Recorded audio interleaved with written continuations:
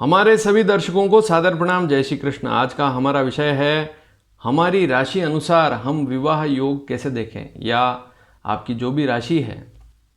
तो बहुत सी बार प्रश्न होता है कि मेरी जैसे मेष राशि है या वृषभ है, मिथुन है, कर्क है, सिंह है, कन्या है, तुला, वृश्चिक, धन, मकर, कुंभ, मीन, इन 12 राशियों में कोई भी राशि आपकी हो सकती है, चाहे लड़का हो चाहे लड़की।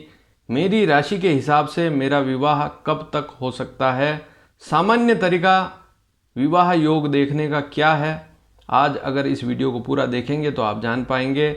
सबसे पहले तो इस चैनल को सब्सक्राइब करें, हमारा नया चैनल है, इसको सब्सक्राइब करेंगे तो आने वाले समय में आपको और भी महत्वपूर्ण जानकारियां समय समय पर मिलती रहेगी।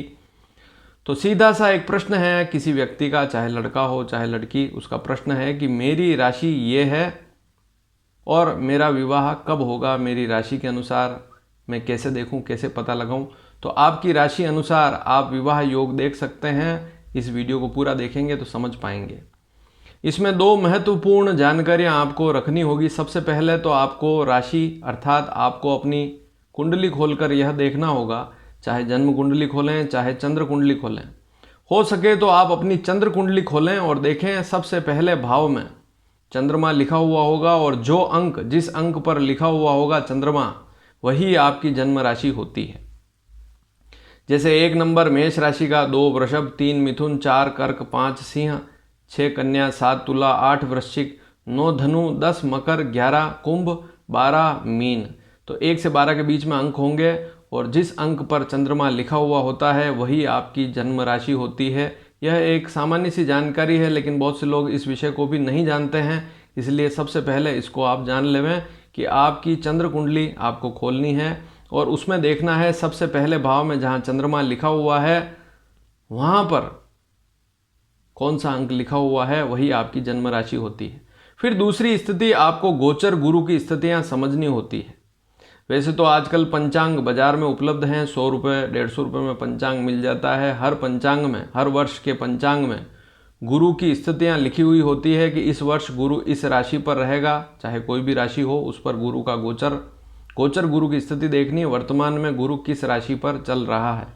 जैसे आज 24 अगस्त है, आज जो गुरु है वह कुंभ राशि पर चल रहा है और 14 सितंबर से यह मकर राशि पर आ जाएगा। यहाँ पर आप नीचे एक चार्ट देखें, इससे आप इस जानकारी को समझ सकते हैं। फिर इसके बाद 14 सितंबर से 20 नवंबर तक मकर राशि पर रहेगा। फिर उसके बाद 20 नवंबर से 13 अप्रैल 22 तक यह मीन कुंभ राशि पर रहेगा, आप ध्यान से देखें। फिर उसके बाद मीन राशि पर आएगा, 13 अप्रैल 22 से 23 अप्रैल 23 तक मीन पर रहेगा। उसके बाद फिर मेष राशि पर चला जाएगा। तो 2027 तक का तो सारा रिकॉर्ड आपके सामने इस पेज पर आपको दिखाई दे रहा है, चाहे तो आप इसे नोट कर सकते हैं। तो सबसे पहले तो हमें गोचर गुरु की स्थिति समझनी होगी। इसके बाद आपको अपनी चंद्र कुंडली देखनी है। चंद्र कुंडली के जैसे लग्न कुंडली आप देखते हैं, प्रथम भाव, द्वितीय भाव, तृतीय भाव, चतुर्थ भाव, पंचम भाव, इस प्रकार से आपको चंद्र कुंडली के भी भाव देखने हैं। कौन कौन से? प्रथम भाव, चंद्र कुंडली के पहले भाव में क्या अंक लिखा हुआ है। फिर उसके बाद आपको तीसरा भाव देखना है चंद्र कुंडली का। ध्यान से सुने मेरी बात को, आपको अपनी चंद्र कुंडली देखनी है।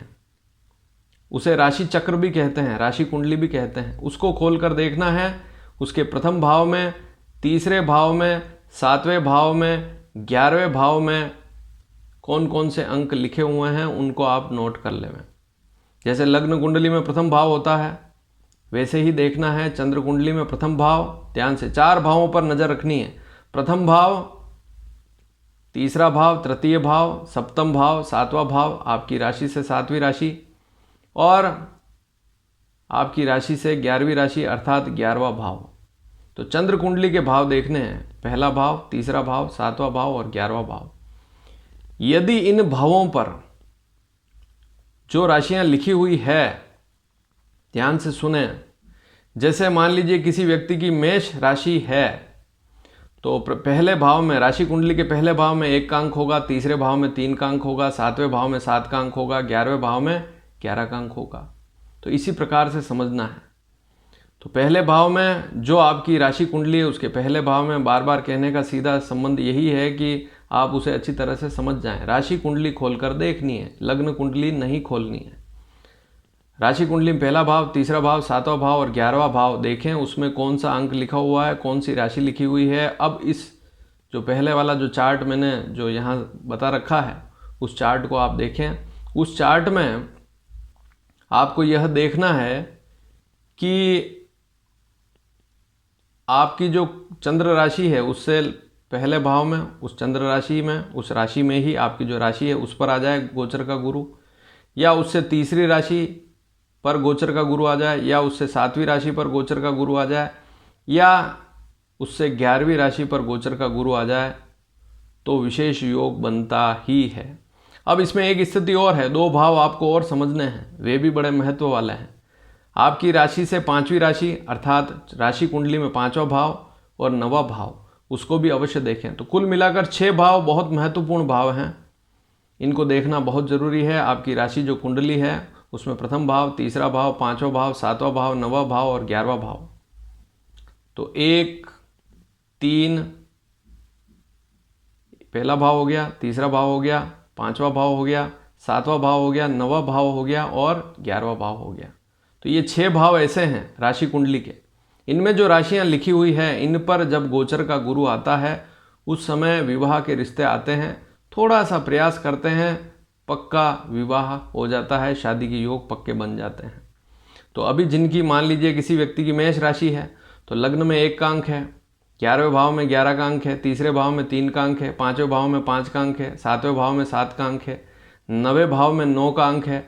तो ऐसी स्थिति में जब जब गुरु मेष राशि पर आएगा, मेष राशि वालों की राशि पर ही आएगा, या मिथुन पर आएगा, या सिंह राशि पर आएगा, तुला पर आएगा, धनु पर आएगा, या कुंभ राशि पर आएगा, ऐसी स्थिति में मेष राशि वालों के लिए समय अच्छा रहेगा, विवाह के योग अवश्य बनेंगे। तो इसी प्रकार से दूसरी राशियों को भी देखना है। अपनी राशि कुंडली देखें, जो आपकी राशि होती है उसको प्रथम भाव में रखें और फिर दूसरे भाव में उससे आगे वाली राशि, इस प्रकार से राशियों को स्थापित करते हैं और इसी प्रकार से राशि कुंडली बनती है। और उनके पहले भाव, तीसरे भाव, 5वें, 7वें, 9वें और 11वें भाव में जो अंक लिखा हुआ, जो राशि लिखी हुई है, उस पर गोचर का गुरु आए तो विवाह पक्का हो जाता है, विवाह के योग पक्के बनते हैं। तो आप अपनी जन्म राशि से शादी का योग कब बनेगा, आपकी शादी कब होगी, आपकी राशि से आप जान सकते हैं। और यह जानकारी आपको पसंद आई हो तो इसे अधिक से अधिक शेयर भी अवश्य करें। धन्यवाद। जय श्री कृष्ण।